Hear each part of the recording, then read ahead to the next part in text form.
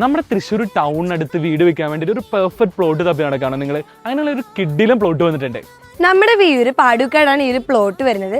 തൃശ്ശൂർ ടൗണിൽ തന്നെയാണെങ്കിലും സെന്റിന് വെറും 7,20,000 രൂപ മാത്രമേ ഇവർ ചോദിക്കുന്നുള്ളൂ. പാടൂക്കാട് സെന്ററിൽ നിന്ന് വെറും വാക്കബിൾ ഡിസ്റ്റൻസേ ഉള്ളൂ പ്ലോട്ടിലേക്ക്, അതായത് ഏകദേശം 150 മീറ്റർ.